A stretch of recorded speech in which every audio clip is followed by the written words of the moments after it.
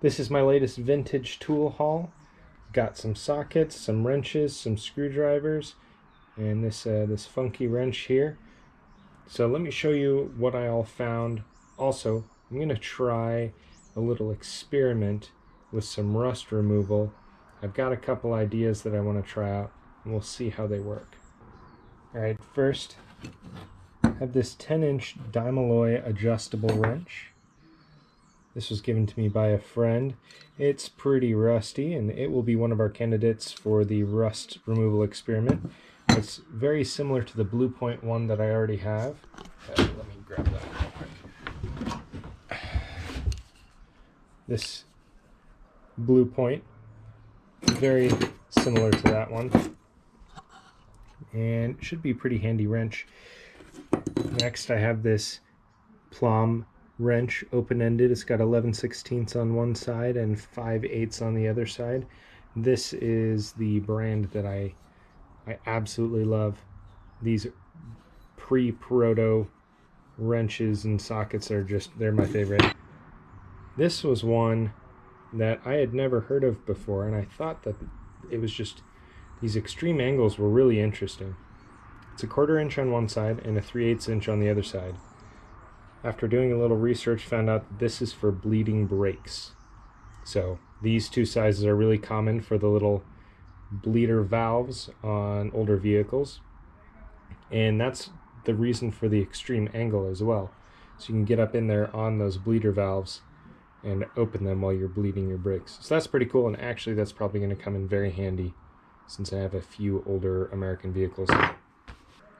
These are the 3 screwdrivers I found. They're all Proto. They all have this kind of yellowy, clear plastic Bakelite type handle. And this one, I haven't looked up the part number on this, but this one has just a point on it. I think it probably was a screwdriver before and somebody ground it down into an awl or a spike.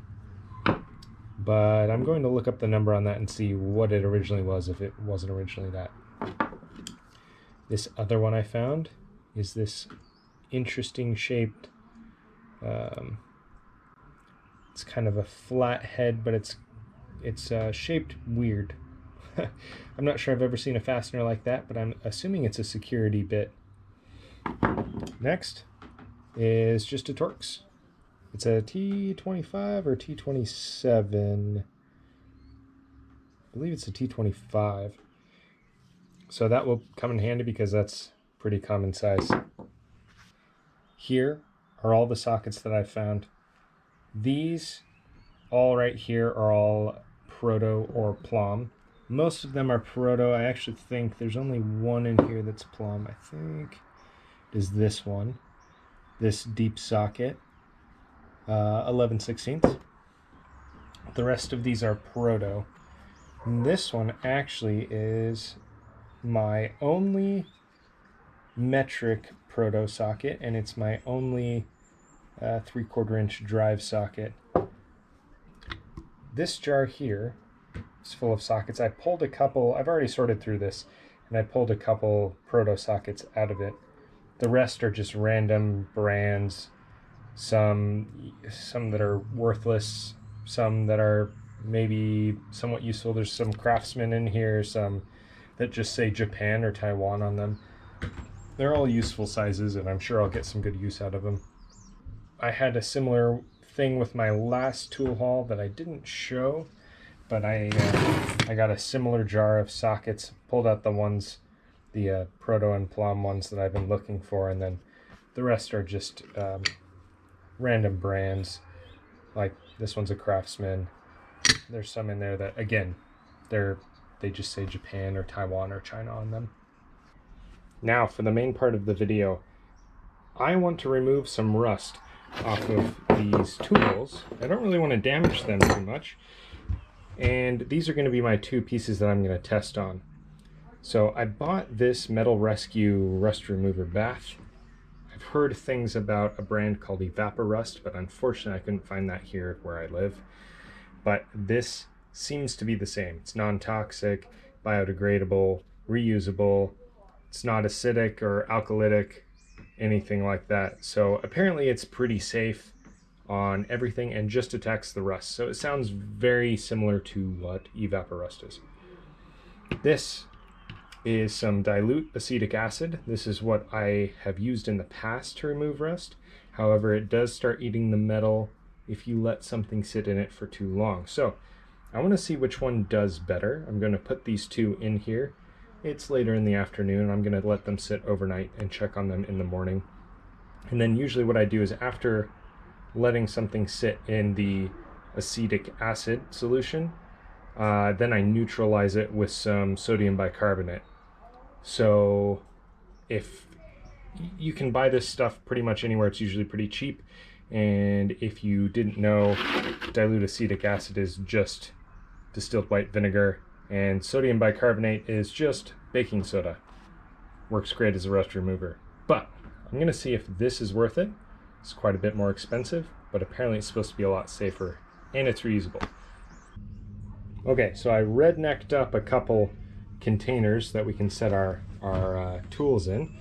So I'm going to go ahead and set this adjustable wrench in this one. This is going to be our acetic acid solution, since, you know, white vinegar, so white container.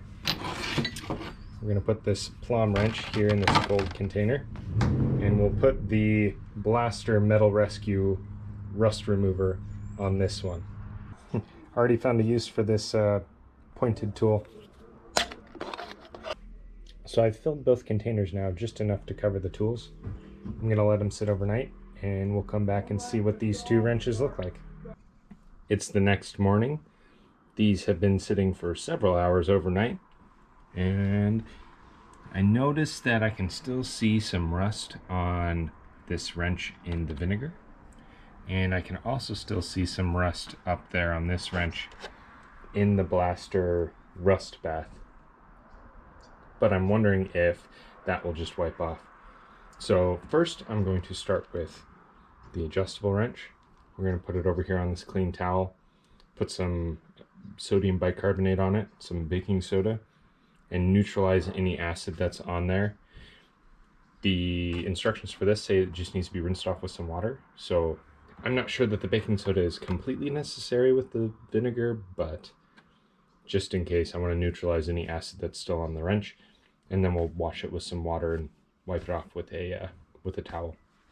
I'm going to start with this guy.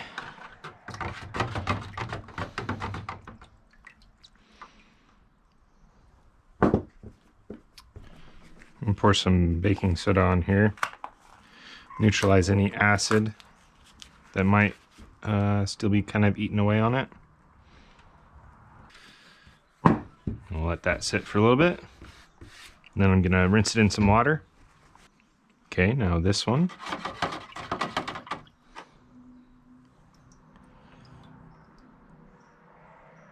It does seem to be a little bit of rust, but it seems mostly to be, there's some black stuff, maybe some carbon.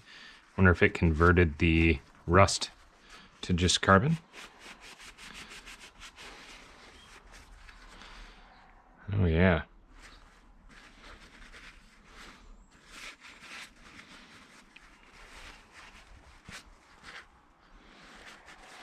Wow. That really did get rid of like all the rust. Okay, I'm gonna get some soapy water, I think, and we'll scrub both of these up and then dry them off, put a coat of oil on them, see how they turn out. Okay, I've got my bath of soapy water ready, but first I'm gonna go ahead and empty these back into their containers. And it's important that if you use the vinegar and you reuse it, don't use it to cook with after you've got stuff in it. Real nifty thing about doing this with these old coolant jugs too is you can just pour it back in there like this, as long as you're careful. And we're gonna put this stuff back in here because it says it is also reusable.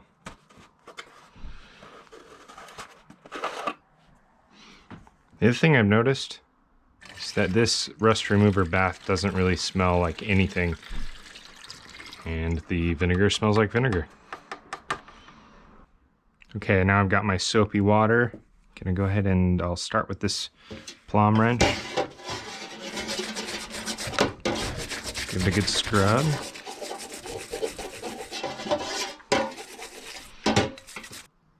Yeah. Now I wonder, so there's still some stuff on here. Wonder if with some steel wool we can make it look even better.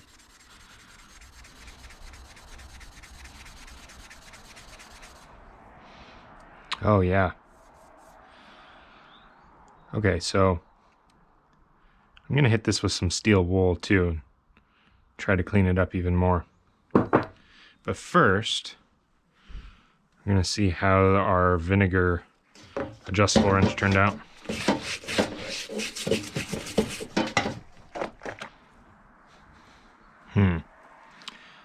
This wrench is definitely still rusty.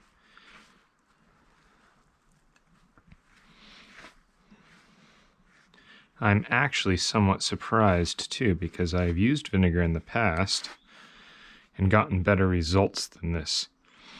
I wonder if it has to do with the composition of the metal in this wrench, or the amount of rust that was on it, or if it was because it got cold last night. Might run another experiment in the future, but I will say that I am extremely impressed with that rust remover bath.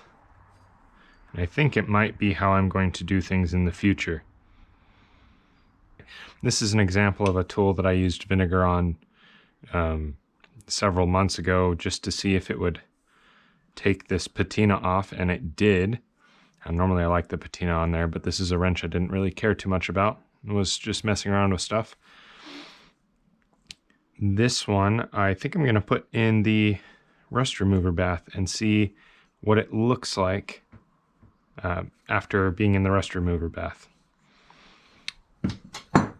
Also, I hit this one with some quad-aught steel wool and polished it up a little bit. Didn't really dig into it because I want to kind of keep the wear and such. But now I'm going to put a little bit of oil on this just to help protect it. As I use it, I'm sure I'll get motor oil and such on it, and it will continue to stay protected and get a cool patina, and it will look good. All right, there it is. That turned out really well. I'm super impressed with that. I want to try one last thing though. I wonder, this wrench isn't chrome, and I wonder how that stuff does with chrome, if it reacts with the chrome or if it doesn't touch it.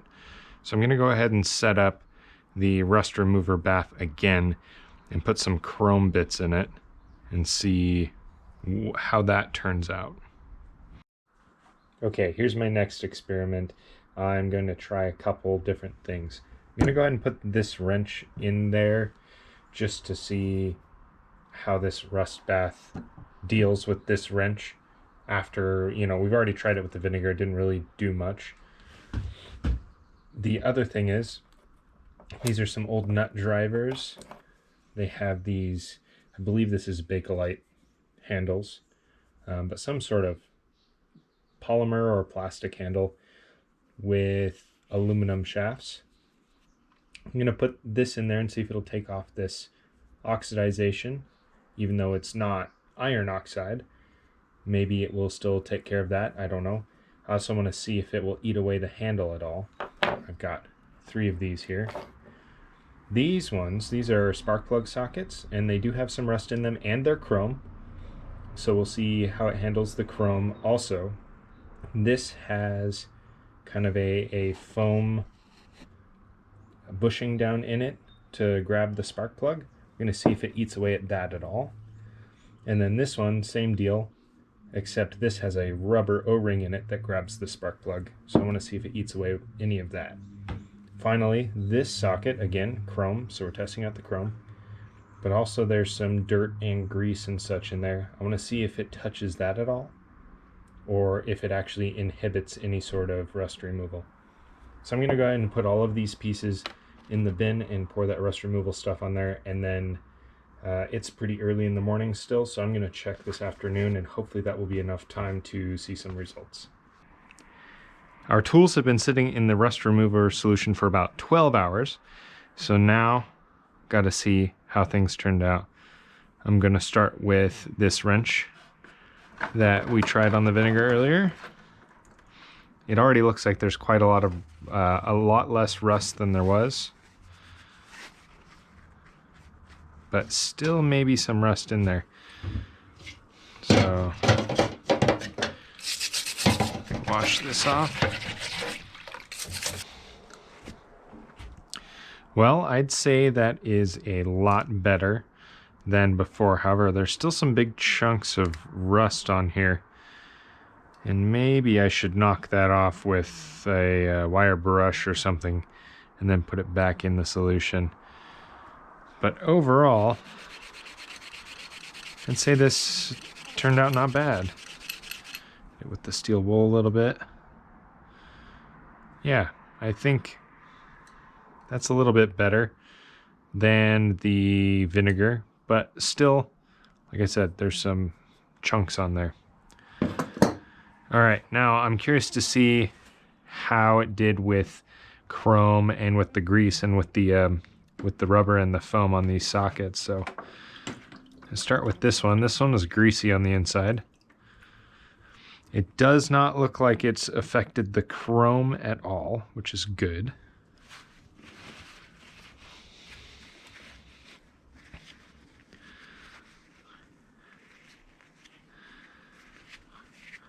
All right, it does look like a lot of the grease on the inside came out, but there is still some grease and dirt in there.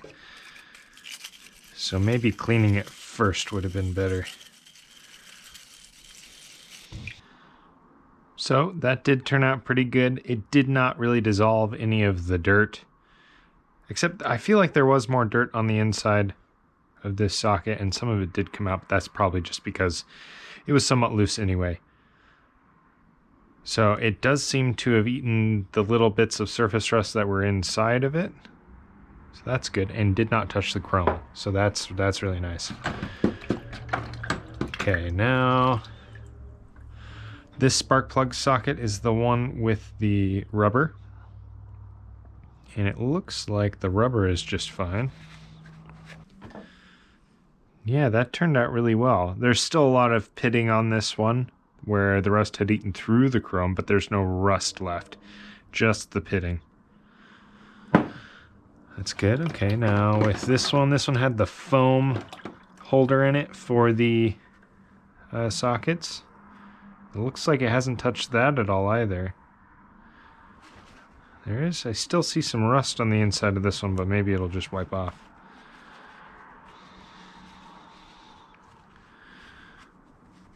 Oh yeah. The little bits of rust that I could see on the inside of this socket just totally wiped off. Yeah, it totally cleaned the inside of that, all the rust that was on the inside here. And that foam that holds the spark plug is still intact. That's really cool. So it's literally just attacking the rust and leaving other bits that would be sensitive to other things. Okay, so now I gotta check this out.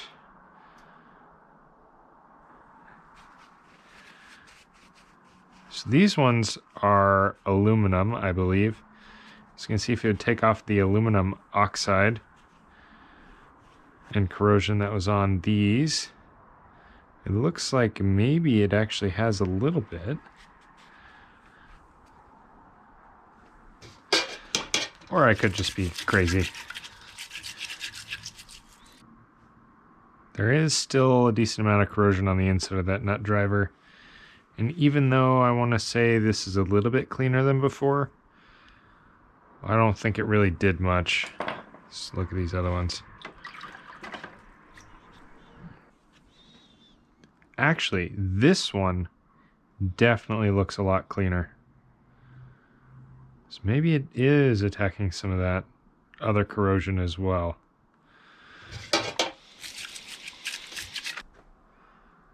Yeah, I think that is a lot cleaner. Last one. Yeah, actually, I think this one is cleaner too. Yeah, that's really interesting. So overall, I'm very impressed with this stuff. Removed all the surface rust off of this wrench. It looks great. This wrench we put in the vinegar first, which didn't seem to do much. I might try some more experiments with that in the future when it's a little bit warmer out. But it was able to remove a lot of the surface rust off of this wrench, except for the big chunky bits. And in fact, I am going to go ahead and throw this back into the solution I've got sitting here to see if one more night in there, if it'll penetrate a bit deeper and get some of those bigger chunks. Overall, it doesn't touch the chrome. It doesn't touch any sort of foam holders or any rubber holders like in this one. These turned out really well. Like I said, this one is very pitted still, but there's no rust left. And I'm actually surprised that it took off some of the corrosion off of these little nut drivers as well. Because of the color of the corrosion and stuff, I think these are aluminum, but it did clean them up. So overall, I like this stuff, and I think that it's going to be my go-to from now on. Also, one last note. While I was filming this video, Mrs. Necromancer went to a thrift store to look for some stuff, and she found this screwdriver for me. It's a Plum flat blade screwdriver with the wooden handle. It's pretty beat up, and the blade is shaped down a bit, but I should be able to repair it, and it should be a useful tool to put in my toolbox. Anyway, thanks for watching this video. There's a Discord community link down in the description. Go ahead and join that. We can talk about whatever you want. Talk about tools, cars, or your favorite baked goods. And I'll see you in the next one.